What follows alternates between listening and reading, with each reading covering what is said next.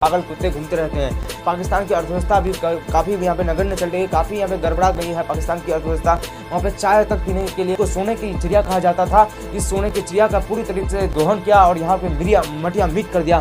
Britain हमारे देश को लगभग 200 साल तक अपना उपनिवेश आते हैं। तृतीयक क्षेत्र को सेवा क्षेत्र कहते हैं। Agriculture sector, primary sector and service sector. तो बात करते हैं सबसे पहले प्रथम क्षेत्र के बारे में। एडम स्मिथ को माना जाता है जो स्कॉटलैंड के रहने वाले थे। जय हिंद। आज बात अर्थव्यवस्था के बारे में, किस तरीके से अर्थव्यवस्था किसी देश की चरमा जाती है तो उसकी हालत वैसी हो जाती है जैसे पागल। जिस तरीके से पाकिस्तान की अर्थव्यवस्था भी हो चुके हैं। तो चलिए बात करते हैं सबसे पहले कि अर्थव्यवस्था किस तरह से हमारे देश में काम करता है और किस तरीके से अर्थव्यवस्था एक परिवार से लेकर, एक समाज से लेकर, एक गाँव से होकर लेकर, एक राज्य से होकर एकदम पूरा दुनिया तक फैला हुआ होता है अर्थव्यवस्था। तो चलिए बात करते हैं अर्थव्यवस्था के बारे में। तो सबसे पहले बात करते हैं कि अर्थव्यवस्था के जनक कौन है। बात करें तो अर्थव्यवस्था का आविष्कार एडम स्मिथ ने। अर्थव्यवस्था के जनक एडम स्मिथ को माना जाता है जो स्कॉटलैंड के रहने वाले थे।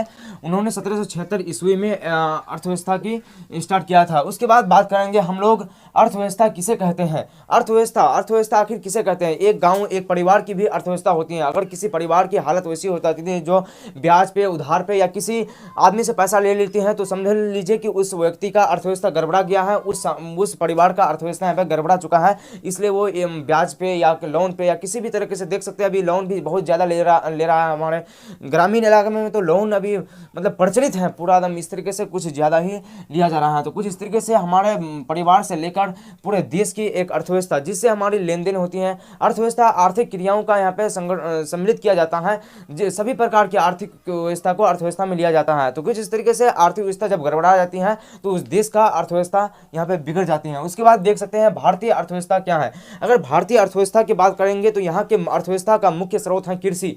अगर कृषि को यहाँ पे हटा दिया जाए तो पूरी अर्थव्यवस्था चरमरा सकती है। लेकिन यहाँ पे हाल फिलहाल 10-20 साल में यहाँ पे कृषि क्षेत्र को छोड़कर सेवा क्षेत्र में भी काफ़ी परिवर्तन आया है और औद्योगिक क्षेत्र में भी काफ़ी परिवर्तन आया है, जिससे भारत का स्थिति काफ़ी सुधर रहा है। धीरे धीरे भारत उन देशों में शामिल हो रहा है जो जिस समय अंग्रेजों से पहले था। जैसे अंग्रेज कौन था। अंग्रेज यहाँ पे ब्रिटेन हमारे देश को लगभग 200 साल तक अपना उपनिवेश बनाकर रखा। जैसे यहाँ पे आप लोग देख सकते हैं। अभी चौथा पॉइंट में आप देखेंगे उपनिवेश किसे कहते हैं। कॉलोनी। What is colony.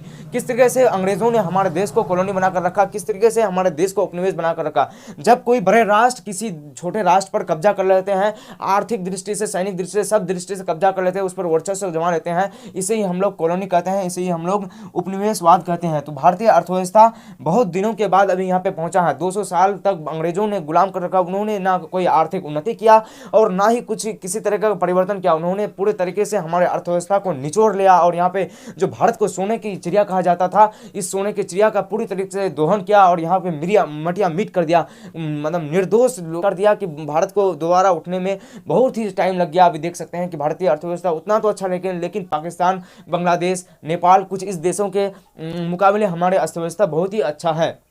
तो कुछ इस तरीके से हमारे देश की अर्थव्यवस्था को बनाए रखने के लिए इसमें लगातार औद्योगिक क्षेत्र, कृषि क्षेत्र को छोड़कर औद्योगिक क्षेत्र और इस तरीके से हमारे देश की अगर अर्थव्यवस्था को बनाए रखना है तो हमारे अर्थव्यवस्था को हरित क्रांति, जिस तरह से देख सकते हैं हरित क्रांति के बाद काफ़ी ज़्यादा उपजाऊ हुआ, तो इस तरीके से और भी क्रांति लाना पड़ेगा। कृषि क्षेत्र नंबर 1,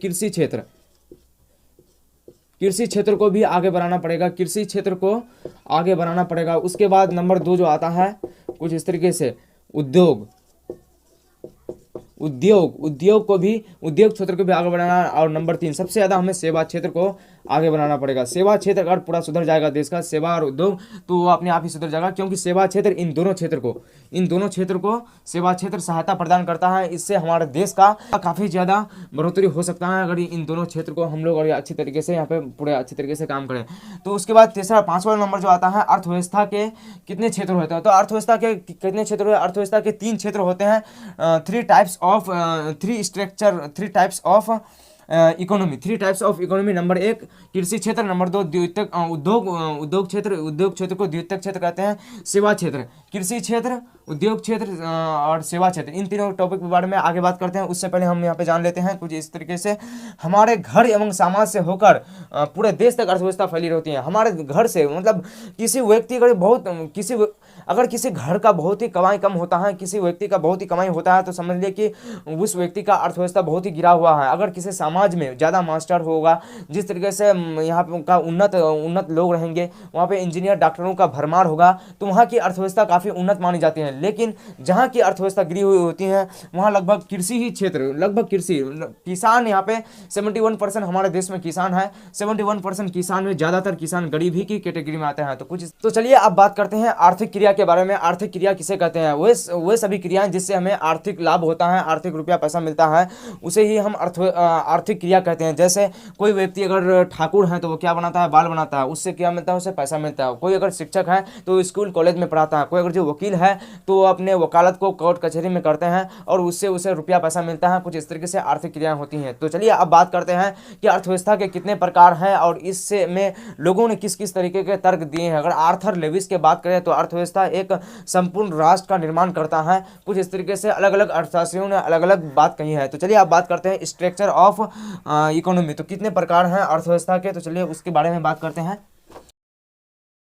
अगर हम अर्थव्यवस्था के प्रकार के बारे में बात करें तो अर्थव्यवस्था के 3 प्रकार हैं। नंबर 1 कृषि क्षेत्र। कृषि क्षेत्र कुल तो कितने हैं स्ट्रक्चर? वही यहाँ पे देख सकते हैं 3 है स्ट्रक्चर ऑफ इकोनॉमी। तो यहाँ पे देख सकते हैं प्रथम क्षेत्र, द्वितीय क्षेत्र और तृतीय क्षेत्र। प्रथम क्षेत्र में आते हैं कृषि क्षेत्र। कृषि क्षेत्र इसमें कृषि से रिलेटेड काम होते हैं। और यहाँ पे देख सकते हैं द्वितीय क्षेत्र। द्वितीय क्षेत्र में उद्योग क्षेत्र आते हैं। उद्योग क्षेत्र के बाद आते हैं तृतीय क्षेत्र। तृतीय क्षेत्र को सेवा क्षेत्र कहते हैं। Agriculture sector, primary sector and service sector. तो बात करते हैं सबसे पहले प्रथम क्षेत्र के बारे में। प्रथम क्षेत्र को कृषि क्षेत्र भी कहा जाता है। इसमें कृषि से रिलेटेड काम होते हैं, जैसे पशुपालन, मछली पालन, मुर्गी पालन, कुछ इस तरीके से यहाँ पे काम आते हैं। और दूसरे नंबर का जो पॉइंट आता है कुछ इस तरीके से द्वितीय क्षेत्र। द्वितीय क्षेत्र को उद्योग क्षेत्र भी कहा जाता है। इस क्षेत्र में उद्योग से रिलेटेड काम होता है। उसके बाद तीसरे नंबर में जो क्षेत्र आता है वो आता है तृतीय क्षेत्र। तृतीय क्षेत्र को सेवा क्षेत्र भी कहा जाता है। ये प्रथम क्षेत्र एवं द्वितीय क्षेत्र को सहायता प्रदान करती है। तो कुछ इस तरीके से तीनों क्षेत्र में तृतीय क्षेत्र सबसे ज्यादा मायने रखता है। तृतीय क्षेत्र यहाँ पे देख सकते हैं जो प्राथमिक क्षेत्र एवं द्वितीय क्षेत्र को सहायता प्रदान करती हैं। इसमें उद्योग से रिलेटेड सभी कामों को सहायता प्रदान करते हैं। कृषि से रिलेटेड जितने भी काम होते हैं इन सभी काम को यहाँ पे सहायता प्रदान किया जाता है। तो इस तरीके से अगर हमारे देश में तृतीय क्षेत्र को अगर आगे बढ़ा दिया जाए, सेवा क्षेत्र को आगे बढ़ा दिया जाए, तो हमारे देश विकासशील से विकसित के संगठन में आ सकते हैं। तो इस तरीके से अमेरिका, जापान, कुछ इस तरीके से बड़े बड़े देश विकसित के संगठन में आते हैं। तो उसमें सबसे ज़्यादा तृतीय क्षेत्र का योगदान होता है और हमारे देश में अभी भी इन दोनों का योगदान ज़्यादा है। इसलिए हमारे देश में देख सकते हैं कि तरक्की बहुत ही कम है, लेकिन पाकिस्तान, बांग्लादेश कुछ इस तरीके से इन देशों से सबसे ज़्यादा अच्छा है। तो कुछ इस तरीके से हम लोग समझे प्रथम क्षेत्र, द्वितीय क्षेत्र और तृतीय क्षेत्र, और समझे अर्थव्यवस्था के बारे में कि किस तरीके से अर्थव्यवस्था हमारे देश में काम करते हैं और किस तरह से अर्थव्यवस्था किसी देश की बिगड़ जाती है तो वहाँ पर आर्थिक हालत किस तरह से बिगड़ जाती है। किस तरीके से अर्थव्यवस्था अगर किसी परिवार का बिगड़ जाता है तो उसमें लोन लेना पड़ता है, ब्याज में पैसा लेना पड़ता है, अलग अलग तरीके से उसको परेशान किया जाता है, अलग अलग तरीके से। फिर मिलती है इसी तरह के वीडियो में। Thanks for watching. जय हिंद।